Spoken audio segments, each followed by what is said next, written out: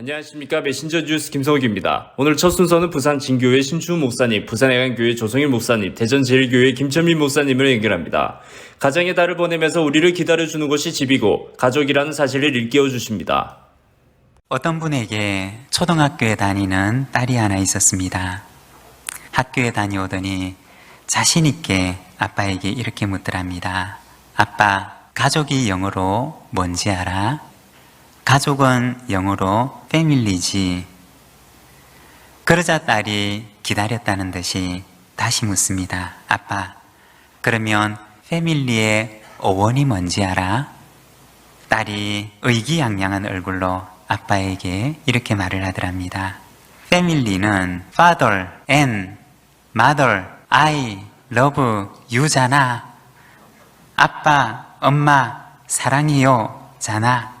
라고 얘기를 하더랍니다. 언젠가 한 글을 읽은 적이 있습니다. 만일에 금괴가 돌로 이루어진 벽으로 둘러싸여 있다면 그 금괴를 꺼내기 위해서는 망치를 들고 돌로 된 벽을 부수어서 금괴를 꺼낼 수가 있을 것입니다. 그러나 만일 알에서 생명을 꺼내고자 한다면 망치를 가지고 껍질을 부수는 것이 아니라 그 안에 있는 생명이 스스로 껍질을 깨고 나올 때까지 기다려 주어야만 그 알 속에서 생명이 나오게 될 것입니다. 때로는 우리는 기다리지 못하고 망치를 들고서 껍질을 부수고 그 안에 들어있는 것을 꺼내고 싶은 경우들이 있습니다. 그러나 그렇게 되면 알도 잃고 그 안에 있는 생명도 잃어버리게 되는 것입니다. 미성숙한 생명을 가정이라고 하는 둥지 안에서 따뜻하게 품어주고 그리고 그것이 스스로 성숙할 수 있도록 기다려주는 곳, 그곳이 바로 가정이라는 것입니다. 하나님께서는 이 기다림의 시간을 위해서 가정이라고 하는 둥지를 만드신 것입니다. 사랑하는 여러분, 저와 여러분의 가정이, 우리의 가정이 그와 같은 가정이 되기를 소망합니다. 그 안에서 생명이 성숙하고 그 안에서 생명이 부화하는 기적 같은 일이 일어나는 가정이 되기를 소망합니다. 세상에서 제일 큰 문제는 무엇입니까? 세상에서 제일 큰 문제는 내 문제죠. 이 사람들이 실패라고 말하는 것을 우리가 겪으면서 좌절하고 어려워하는 것은 그것이 조금도 내게 유익을 주지 않는다고 확실하게 믿기 때문입니다. 그러나 성령님께서는 오늘 말씀을 통해서 그것이 헛된 확신이라고 하는 것을 가르쳐 주십니다. 자, 21절 말씀을 보겠습니다. 이는 내게 사는 것이 그리스도니 죽는 것도 유익함이라. 예수님을 믿는 사람에게는 죽음조차도 유익하다면 그 인생 가운데 고난과 실패는 말할 것도 없을 겁니다. 하나님을 믿는 우리도 이 세상 가운데서 고난과 실패의 열외가 되지 않습니다. 사업에 실패하기도 하죠. 화목한 가정을 기대했지만 가정 속에서 고난을 당하기도 합니다. 입사 시험에 낙방하기도 합니다. 그러나 하나님을 믿는 사람에게 있어서 고난과 실패는 무익하지 않다는 것입니다. 빌립보서 1장 12절부터 21절까지 말씀입니다. 형제들아, 내가 당한 일이 도리어 복음 전파의 진전이 된 줄을 너희가 알기를 원하노라. 형제 중 다수가 나의 매임으로 말미암아 주 안에서 신뢰함으로 겁 없이 하나님의 말씀을 더욱 담대히 전하게 되었느니라. 바울은 지금 감옥 속에 있습니다. 감옥에 갇히게 된 그 일을 세상의 시각으로 보면 실패한 것입니다. 자, 그렇다면 그 다음 문장은 이렇게 이어져야 되겠죠. 그래서 나는 슬프다. 그래서 나는 우울하다. 그래서 나는 불행하다. 이렇게 되어야 할 것 같은데 거기에 도리어라고 하는 단어가 붙으면 앞에 문장에서 예상하지 못한 문장이 뒤에 이어지게 되는 것입니다. 그 갇힌 일, 감옥에 갇힌 일이 복음 전파에 유익을 주었다라고 하는 것이죠. 신앙생활 하는 걸 말이죠. 내 이야기에 예수님이 한 배역을 담당하시는 것으로 생각하는 사람들이 종종 있습니다. 내 이야기에, 내 스토리 안에 예수님이 군데군데 오셔가지고 내 고난과 실패를 제거해 주시면서 내 스토리를 성공 스토리로 만들어 주시는 것, 그걸 신앙생활 예수님을 믿는 것이라고 생각하는 사람들이 있어요. 그렇다면 우리의 삶의 고난과 실패가 올 때 우리는 예수님을 원망할 수밖에 없는 것이죠. 우리가 예수님을 믿는다라고 하는 것은 내 이야기에 예수님이 한 배역으로 들어오시는 것이 아니라 예수님의 이야기 속에 내가 한 배역으로 들어가는 걸 의미하는 거예요. 이게 예수님을 믿는 거예요. 여러분의 문제로 여러분 좌절하지 마십시오. 쉰들러 리스트라는 영화를 혹시 기억하십니까? 그 가운데서도 제일 클라이맥스가 되고 그리고 가장 감명적인 부분, 감동적인 부분이 있는데 쉰들러가 자동차를 타고 떠나는 그런 장면이에요. 이별을 하는데 남아있던 유대인 노동자들이 그를 위해서 금반지를 해주죠. 그 금반지에 뭐라고 돼 있습니까? 한 사람의 생명을 구하는 자, 온 세상을 구한다. 그런데 쉰들러가 그거를 보면서 눈물을 그러니며 얘기하죠. 내가 조금이라도 더 구할 수 있었는데. 반지를 끼워주던 그 유대인 대표가, 아니 쉰들러 선생 1100명이나 구하지 않았습니까?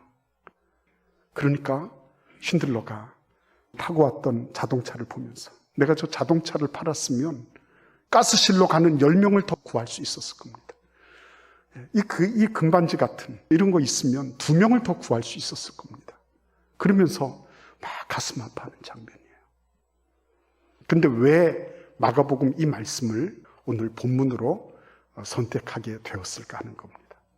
여기에는 아름다운 그룹이 나타나고 있는 거예요. 4사람으로 형성되어 있습니다. 그리고 이 그룹이 해야 될 일은 한 명을 구원하는 일이에요. 예수께서 그들의 믿음을 보시고 중풍병자에게 이르시되 작은 자야 뇌 죄 사함을 받았느니라 하시니라. 저는 여기에서 조금 걸렸어요. 뭐가 걸렸냐면 당연히 그 천신만고 끝에 지붕을 뜯어내고 구멍을 내서 내려온 그 환자에게 너 병 고침을 받았느니라. 이게 먼저 오셔야지. 뇌 죄 사함을 받았느니라. 그래서 우리는 늘 우선순위의 혼선을 빚어요. 예수님은 믿음을 먼저 보신다 그랬습니다. 근데 지금도 예수님은 그의 영적 상태를 먼저 보시는 거예요. 아니 내가 죄 때문에 멸망받을 건데 이 세상에서 조금 자유롭게 살고 건강하게 살고 괜찮게 산 것이 얼마나 큰 보장이 되겠습니까? 근데 예수님은 근원적인 문제, 그 환자가 지니고 있는 근원적인 문제, 뇌 죄사함을 받았느니라. 하나님과의 관계에서 어긋나 있는 부분, 죄 문제를 먼저 해결해 주고 계신 것입니다. 메신저 뉴스 두 번째는 울산 호계교회 김변문 목사님, 서울 청파동교회 김현준 목사님, 부산항서교회 나혜찬 목사님입니다. 지나간 과거의 잘잘못을 계속 가슴에 품고 사는 것은 하나님을 제대로 믿지 않는 교만한 마음이라고 말씀하십니다. 이사야서 43장 18절에 하나님께서 우리에게 말씀하십니다. 너희는 이전 일을 기억하지 말며 옛날 일을 생각하지 말라 그랬습니다. 너희들은 이전에 죄를 지었고 악한 일에 빠졌던 것을 그리워하거나 거기에 마음의 죄책감을 가지고 거기에 집착하지 말라는 거예요. 왜 그렇습니까? 우리의 신분이 변화되었기 때문이라는 것입니다. 어떻게 변화되었습니까? 이사야서 43장 21절 말씀에 이 백성은 내가 나를 위하여 지었나니 나를 찬송하게 하려 함이니라 그랬습니다. 우리 인간의 창조 목적을 말씀하고 있는 것이죠. 우리는 하나님을 찬양하고 높여드리는 하나님의 존귀한 존재, 영광스러운 존재임을 기억하시기 바랍니다. 그렇기 때문에 우리의 환경과 상황이 아무리 어렵고 힘들어도 하나님의 자녀가 절망하는 것은 하나님의 사랑을 무시하는 행위입니다. 나에게 힘이 없다고 낙심하는 것은 힘의 원천인 하나님을 업신여기는 것이다 라는 거죠. 나에게 과거의 죄가 있다고 절망하고 포기하고 또 그렇게 우울해하는 것은 십자가 위에서 보혈을 흘리신 예수 그리스도의 용서를 믿지 못하는 것과 같은 것입니다. 하나님께서 그래서 다시 이사야서 43장 19절에 이렇게 말씀하십니다. 같이 한번 읽어보겠습니다. 내가 새 일을 행하리니 이제 나타낼 것이라. 너희가 그것을 알지 못하겠느냐? 반드시 내가 광야의 길을 사막의 강을 내리니. 아멘. 보라, 내가 이제 새 일을 행하리라. 누구에게요? 바로 저와 여러분에게 새 일을 행하리라는 것입니다. 너희는 왜 그것을 알지 못하느냐? 내가 반드시 광야의 길을 사막의 강을 낸다고 그랬습니다. 반드시 너희들을 희망의 백성으로 기쁨의 찬송을 부르는 백성으로 만들어줄 것이라는 거죠. 연세 드신 어르신들이 습관처럼 하시는 말씀이 아이고 나이가 이미 들었으면 빨리 죽어야지 이렇게 하십니다. 그런데 우리가 이 말을 함부로 남발하지 말아야 될 것이 천국은 나에게 주어진 일들을 제대로 다 하고 사명을 다해야 가는 곳이다라는 거죠. 할 도리를 다해야 우리가 천국에 당당하게 들어갈 수가 있게 되는 것입니다. 네 생명이 하나님께 달려 있는데 내가 감히 뭐 빨리 죽느니 늦게 죽느니 이렇게 한다는 것은 월권입니다. 여러분 희망이 없다고 자살할 마음이 있다면 그 힘으로 희망을 가지고 살아가시는 저와 여러분 되시기 바랍니다. 제가 군 생활을 할 때 모태신앙인 고참 한 명이 있었습니다. 저는 이 고참이 기독교인인 줄 전혀 몰랐습니다. 종교 행사에 참여하지도 않고 술 많이 마시고 담배도 많이 피우는 골초에다가 신앙 얘기를 일도 하지 않기 때문에 그 고참이 기독교인이라고 생각할 수가 없었습니다. 그런데 어느 날 부대원들이 얼차려를 받는데 제가 너무 힘들어서 저도 모르게 나지막하게 찬송을 불렀습니다. 그때 옆에 있던 고참이 그 찬송 소리를 들었습니다. 얼차려가 끝난 후에 저에게 현준아, 너 때문에 오늘 내가 담배 끊기로 결심했다라고 선언하더니 그날부터 정말 담배를 딱 끊었습니다. 그런 후에 정말 담배를 끊기 위해 애쓰는 고참의 모습을 보았습니다. 당시에는 담배를 신청하면 국가에서 군인들에게 담배를 한 보루씩 지급해 줬는데 그 담배를 신청하지 않았습니다. 담배를 안 피우려다 보니 술자리도 멀리 했습니다. 제대할 때까지 제 앞에서 담배를 한 대도 피우지 않았습니다. 제가 시키지는 않았지만 저에게 한 다짐을 끝까지 지킨 그 고참에게 저는 항상 고마운 마음을 가지고 살고 있습니다. 예수 믿는 우리는 예수 믿기 이전에 옛사람을 십자가에 못 박고 이제 예수님과 함께 거듭난 새 사람이 되어서 하나님을 잘 섬기겠노라고 다짐하고 선언한 사람들입니다. 그러니 오늘 말씀을 통해 내 모습을 되돌아보면서 나쁜 모습과 습관들을 중단하고 새로운 모습으로 변화시키시기를 바랍니다.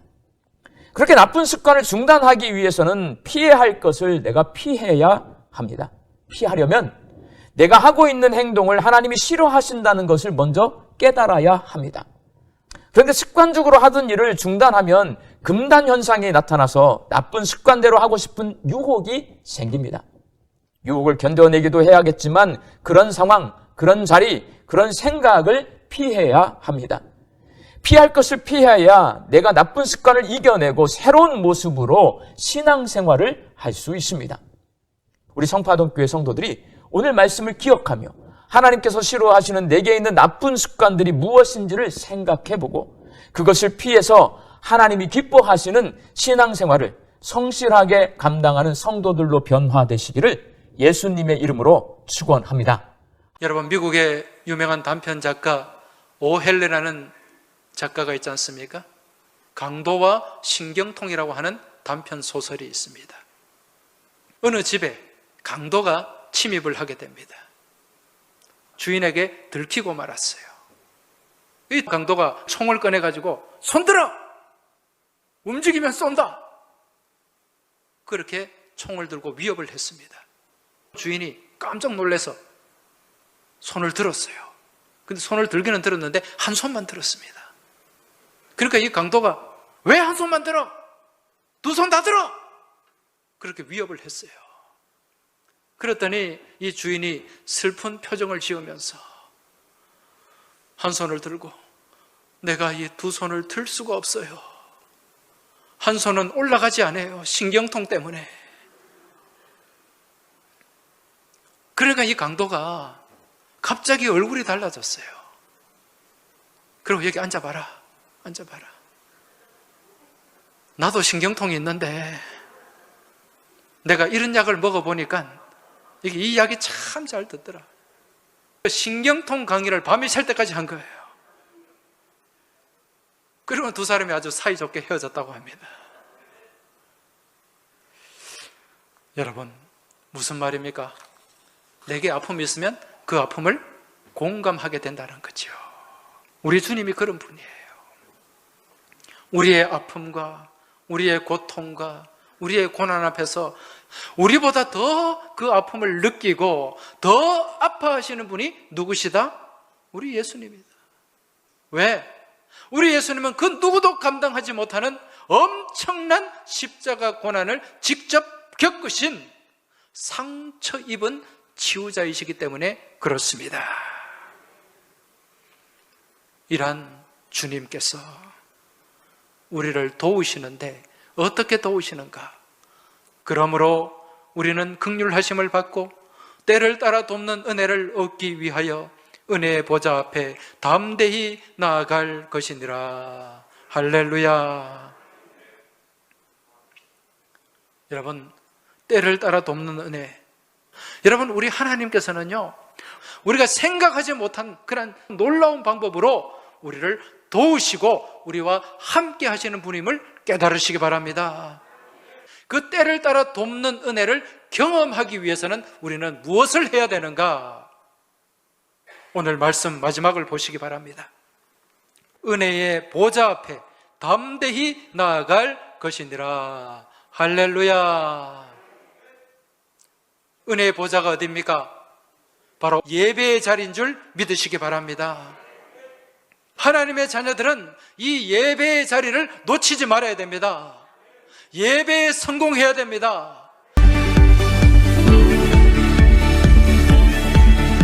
메신저 뉴스 마무리는 경주남부교회 김상조 목사님, 고양 삼성교회 김영서 목사님, 남양주 별내동안교회 나경영 목사님으로 이어집니다. 위드 코로나 시대가 믿는 사람들에게는 더 축복일 수 있는 까닭을 말씀해 주십니다.